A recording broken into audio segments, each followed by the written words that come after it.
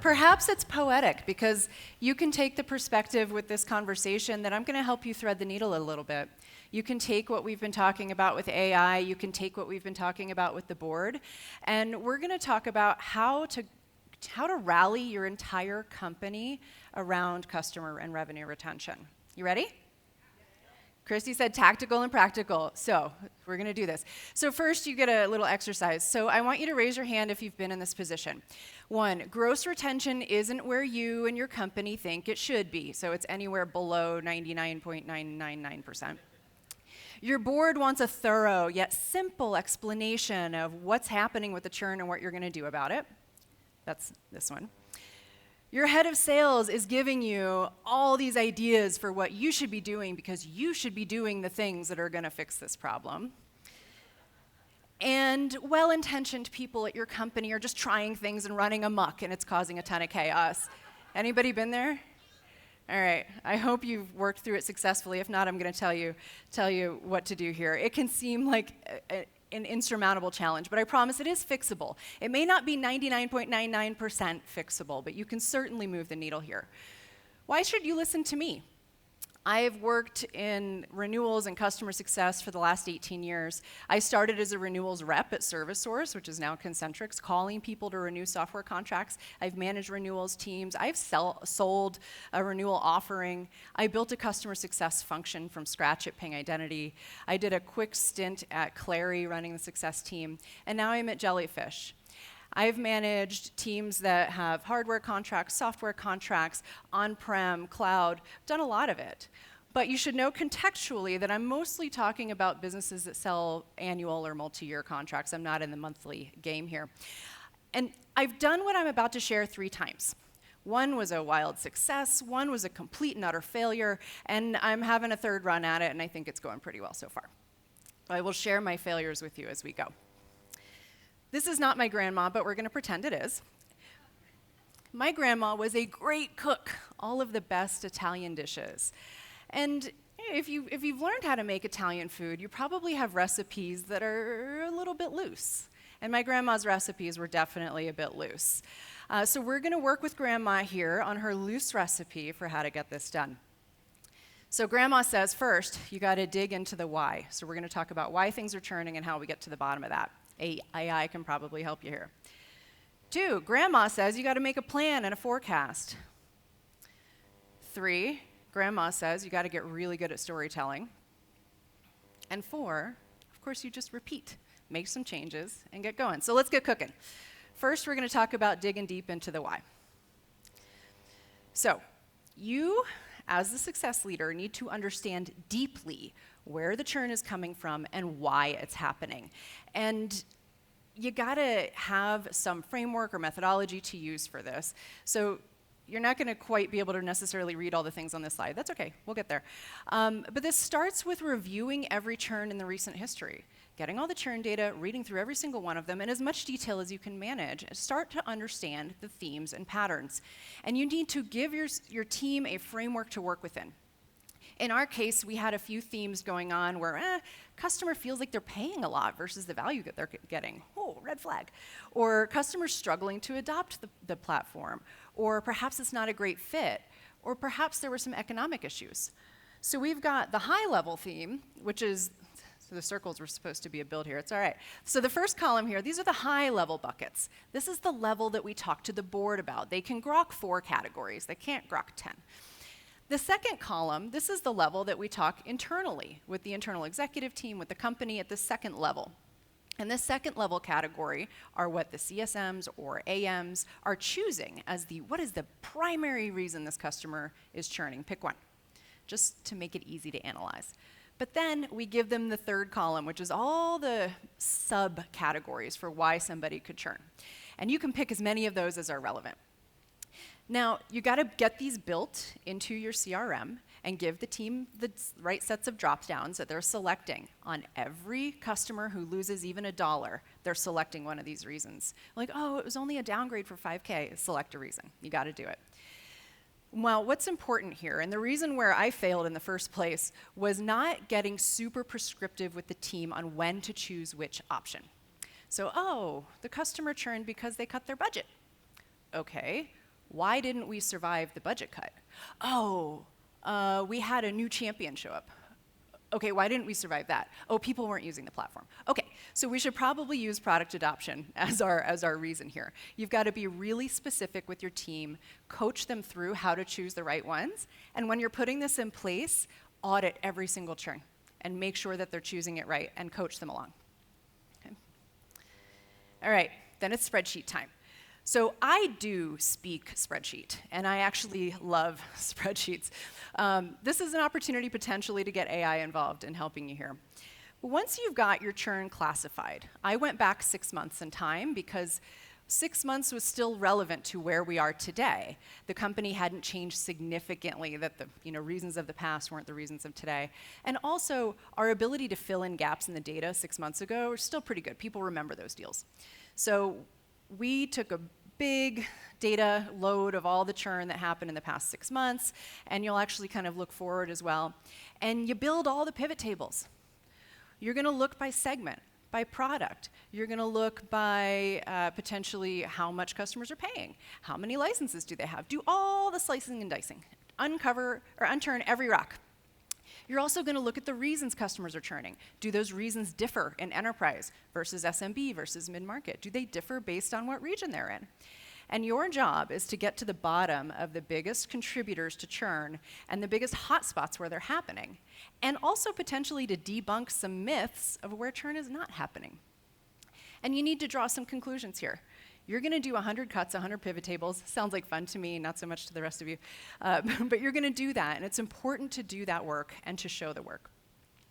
So a failure point here is if you wait for the board to ask for this. And ooh, I got caught with that. I kind of intuitively knew where some of the churn was happening. I had a few of these pivots, and the board said, where are the 30 charts on churn? And I didn't have them even in the appendix, so don't get caught without having done this work. Do it early. So you've made your spreadsheets. You know where the churn is happening. A few tips here. One, three of the past 3 companies I've worked at, the official churn data was not in Salesforce. It was in a spreadsheet that finance managed because there were special scenarios that they had to do the thing. Get the true source data when it comes to churn to do this. 2, show your work. Make your 100 pivot tables. Get the 5 that are most relevant to you, but you still need to show people that you did the 100. You don't have to take them through it all, but look, I did 100, now focus on these 5. And 3rd, check your results with intuition. Most recently when I did this, I said, it's interesting that so much of the churn is happening on this one SKU, and I shared that with a colleague, and he said, that was the only SKU we sold in 2022. I think we might actually have a tenure problem and not a product SKU problem when it comes to that one. So definitely check some of your conclusions with others who might have some history. All right, so you've dug deep into the why. Guess what? You are now the resident expert on churn in your company. Yay! So now it's time to make a plan and a forecast. Now, you can only make a great plan if you have some perspective on where the churn is going to come from going forward. Knowing about the past is one thing, but how do we learn about the future? I'm glad you asked. It comes down to churn forecasting or retention forecasting, whichever way you want to take it. My companies tend to be pretty negative, so we focus on a churn forecast. And as you all know, forecasting kind of has 2 flavors. There's the bottoms-up version of this, where you're looking at every deal that's coming up for renewal, and you're assessing, is this deal at risk? Yes or no? We literally put a checkbox in Salesforce. Is this one at risk? Yes or no? And if it gets checked, it gets put on the list. Then we're assessing how much of it is at risk. It's 20K, it's 50K, whatever that is. But of what's at risk, how much do we think we're actually going to churn? So maybe you've got 50K at risk, but you think you can save half of it. There's nuance in there that's worth capturing. But the thing that it took me a little while to realize is this is a great opportunity to have the team classify why is it at risk. So if you've got something of this nature, retention forecast or renewal forecast in system already, make sure you're capturing a reason right then. If this customer doesn't renew at 100%, why will that be? So then you can do something about it. Okay? There's also the tops down. And I recommend you do this on a regular basis as well. There you go. So this is when you're looking at history to inform the future. You might look at your different product lines. Does one of them perform way better than the rest? How much of that is renewing next quarter or next year? You can look by segment. Or you can look by certain risk indicators such as your customer health score.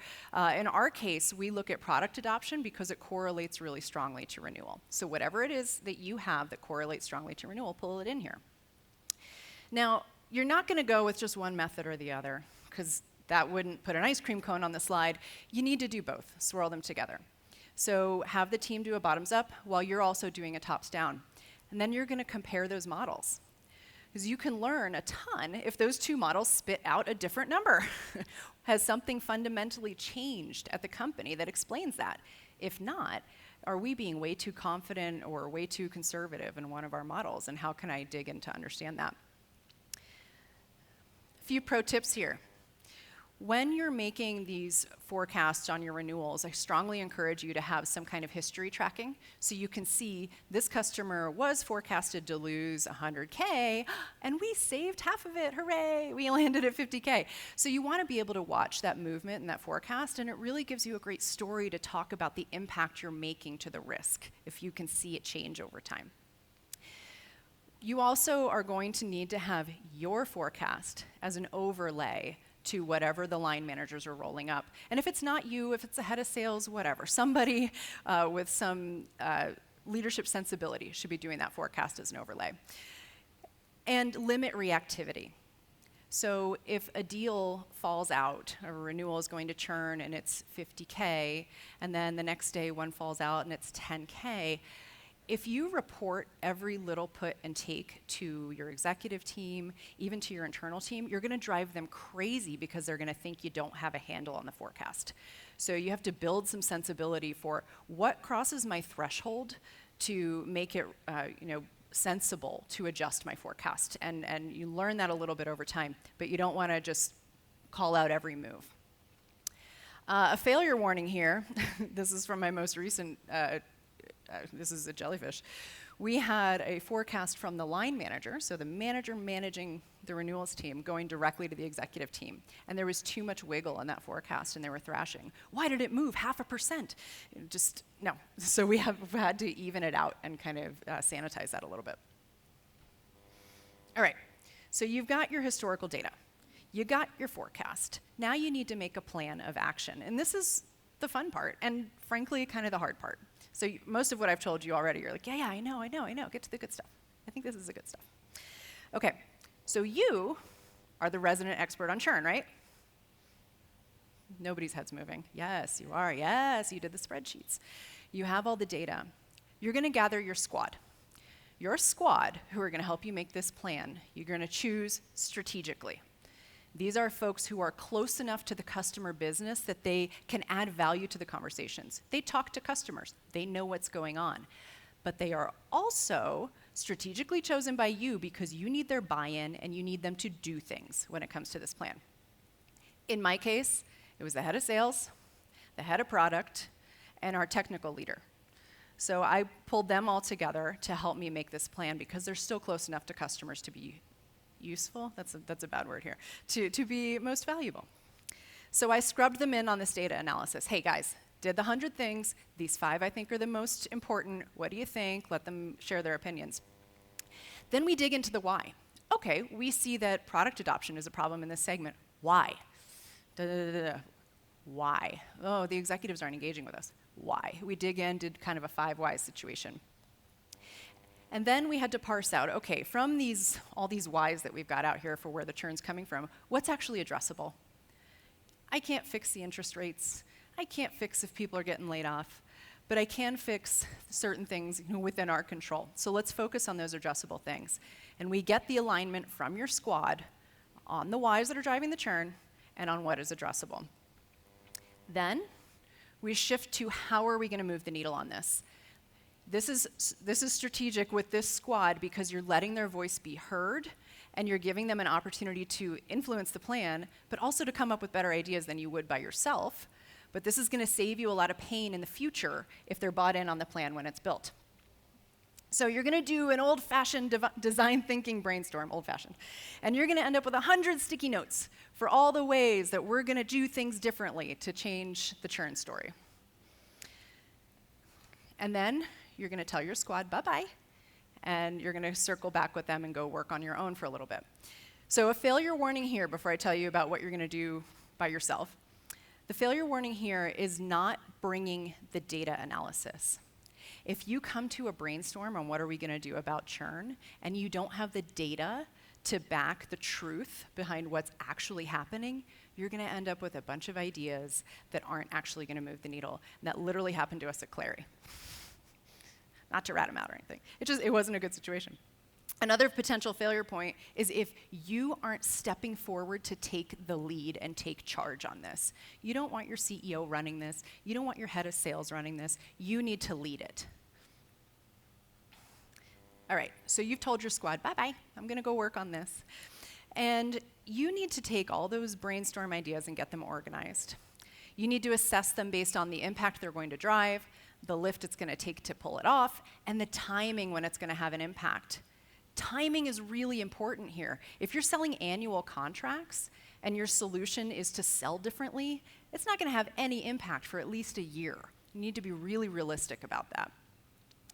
So you get them organized and you prioritize. Some things are going to float to the top as, wow, these are really high impact, medium to low effort. We should probably focus here.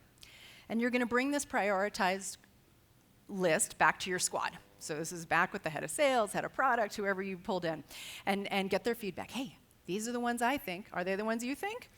Do we all agree? Hey, this means that you need to sell differently, and you need to market differently, and you need to build some product differently. Do you all agree to that? Yes. Hey, you got some buy-in. That's great. A couple key points here. You can't have 30 things you're going to work on. You won't get them done.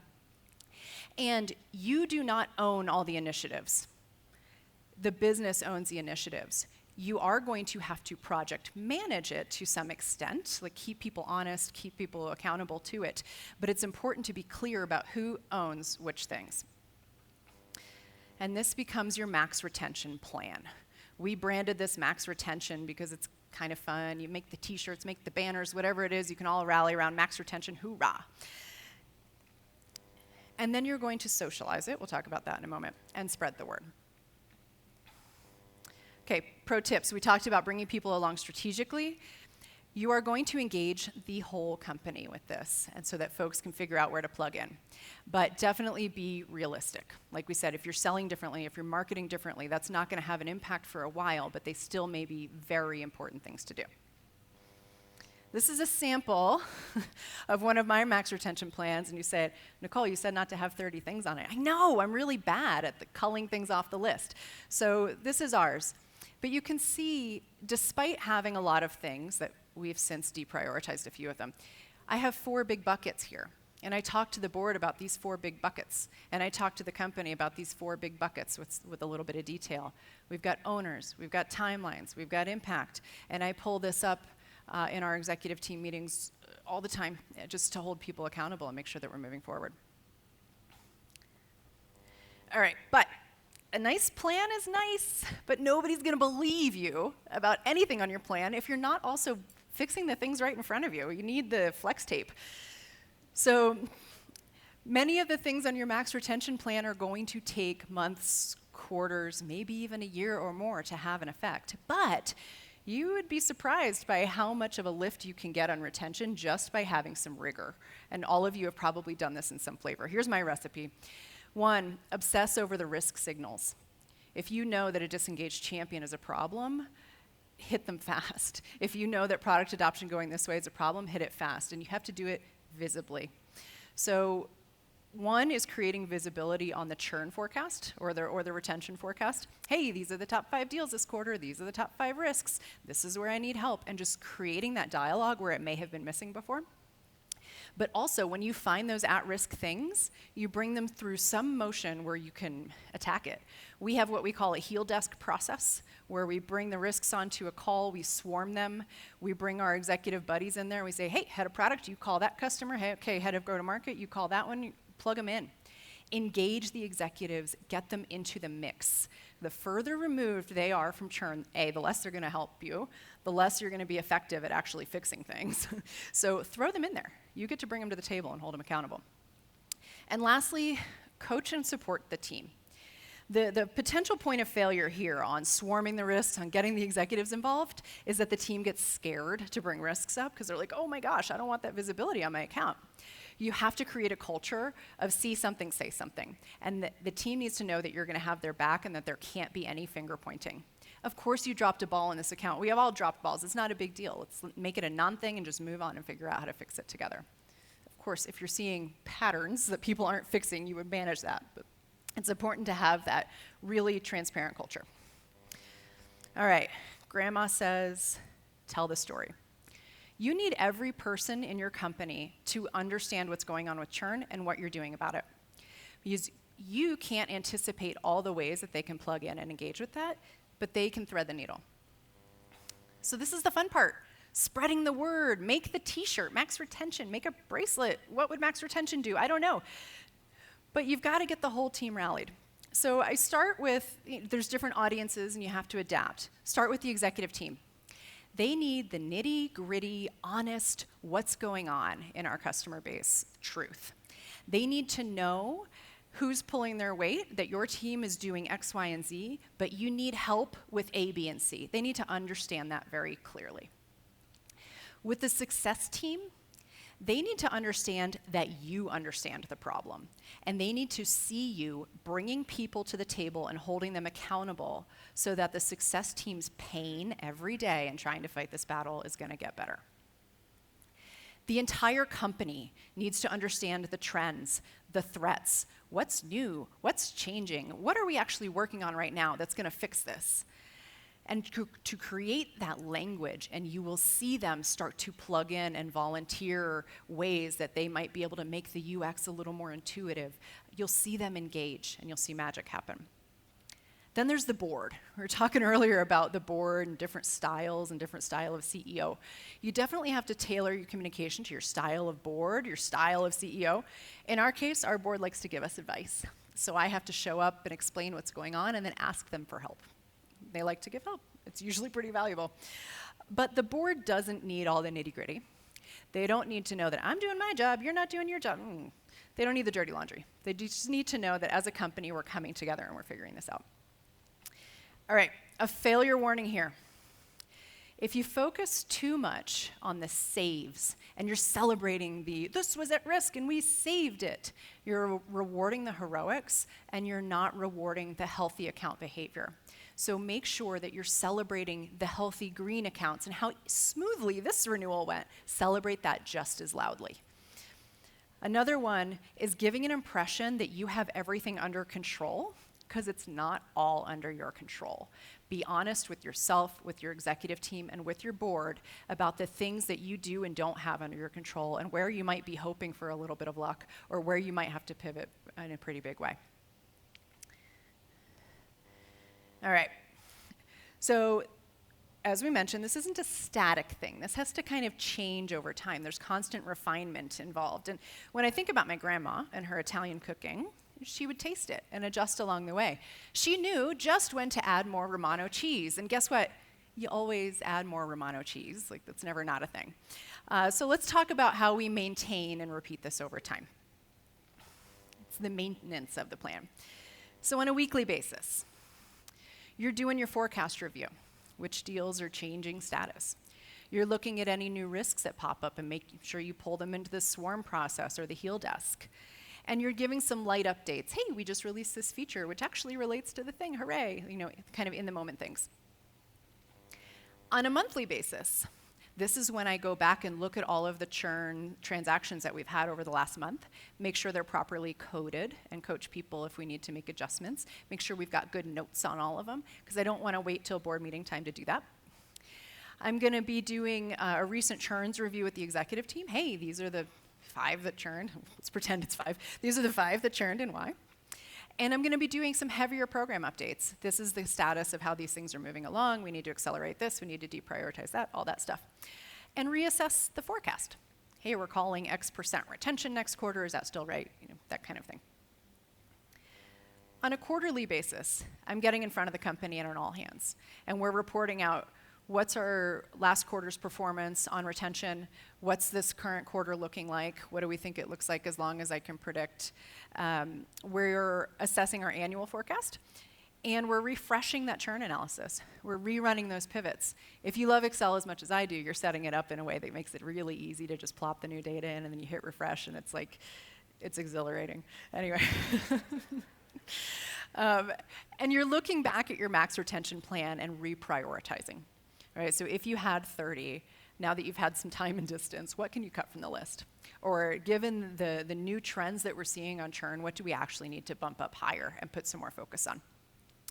And assessing the churn codes. We had that framework on that first slide, and we said, these are the 4 reasons we have churn. Are those actually changing? And do we actually need to put a new code in place and maybe backfill some data to help us see that pattern a little better? So that's your quarterly exercise there. All right, so all of this. You've got your churn coded.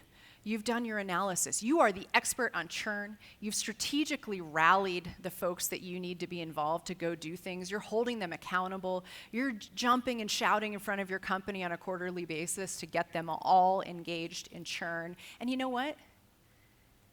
Grandma's really happy for you. You've done a great job. So if you follow the recipe, you add the right amount of Romano cheese and then some more, you can get this done, and your company can be on a much better trajectory on the retention. Okay. All right, Christy says we have time for a couple questions, if you're not just starving.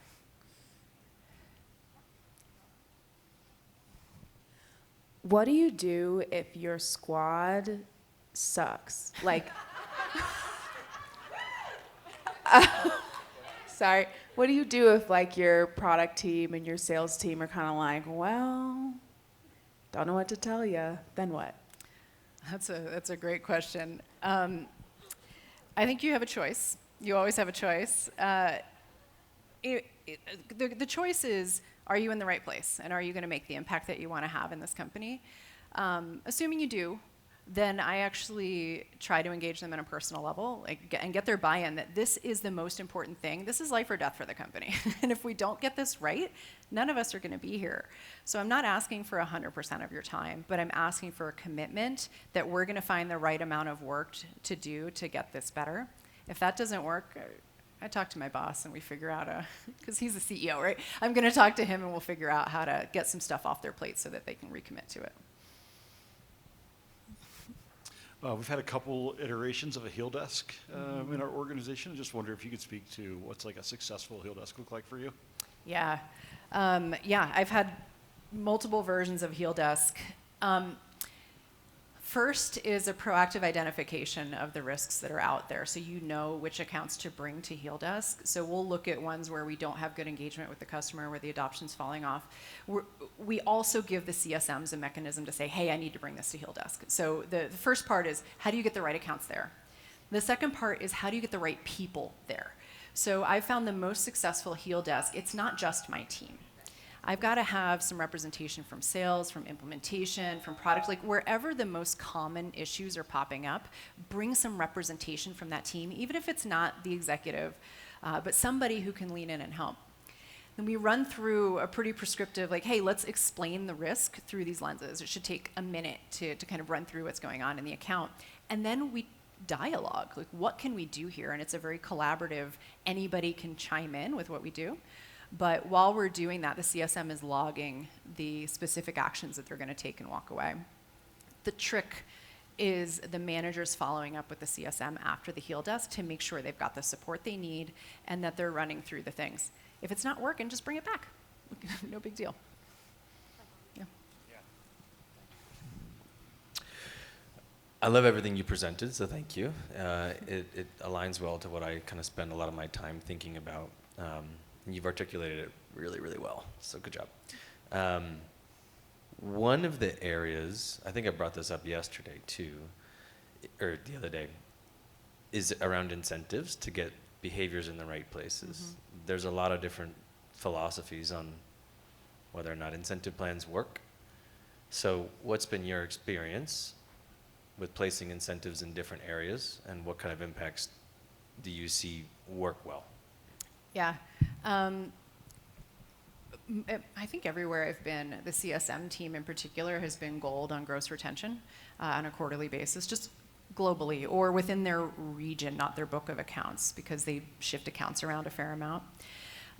It has been both motivating and demotivating for them because they also understand that there's a long time horizon for retention. So if they haven't been in seat for a year, they're like, nothing I did contributed to this. So mixed feelings on that one. One thing that was creative and weird and probably had pros and cons. Back at Ping Identity, we had a very kind of technical sale, and the account executives were extremely skilled in engaging enterprise clients and getting them to buy based on value. The renewals team was not. So if we had an account where we had to really go engage relationship and kind of resell and get them excited about the value, we paid the AEs to swoop back in, and we paid them commission on anything they could save. I'm sure it had some long-term consequences that we didn't predict, but they were able to save 50% of the dollars that we send them into swoop on, and so that was a significant boost on a short-term thing that we were able to get done. The CSMs, they actually had a GRR target, but they could overachieve. So if we went over our target, they had accelerators on it, and so as they saw these motions working, they're like, ooh, more money in my pocket. So it worked out for them. They didn't get a direct commission on those.